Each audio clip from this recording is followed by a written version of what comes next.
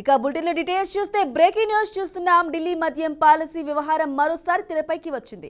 ఈ పాలసీ కారణంగా ప్రభుత్వానికి 2026 కోట్ల రూపాయల నష్టం వాటిల్లింది. ఇక ఈ మేరకు కంట్రోలర్ అండ్ ఆడిటర్ జనరల్ దీనిపై రూపొందించిన నివేదిక లీక్ అయినట్లు తెలిసింది. మద్యం పాలసీ నిర్దేశించుకున్న లక్ష్యాలను చేరుకోవటంలో ఆమ్ ఆద్మీ పార్టీ విఫలమైనట్లు కాగ్ చెప్పింది. దీనిపై నిపుణుల కమిటీ సిఫార్సులను నాటి డిప్యూటీ సీఎం మనీష్ సిసోడియా నేతృత్వంలోని మంత్రుల బృందం విస్మరించిందని తెలిపింది.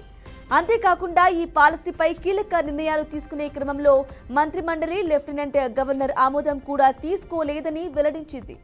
లైసెన్స్ల జారీ నిబంధనల ఉల్లంఘనలు జరిగినట్లు తెలిపింది. ఈ వ్యవహారంలో పలు ఫిర్యాదులు ఉన్నప్పటికీ అన్ని సంస్థలను వేలం వేసేందుకు అనుమతించినట్లు తెలిపింది. వేలం వేసిన సంస్థల ఆర్థిక స్థితిగతులపై ఎలాంటి పరిశీలనలు జరపలేదని, నష్టాల్లో ఉన్న కంపెనీలకు అవకాశం కల్పించినట్లు వెల్లడించింది. వారికి లైసెన్స్లను కూడా పునరుద్ధరించినట్లు నివేదికలో స్పష్టం చేసింది.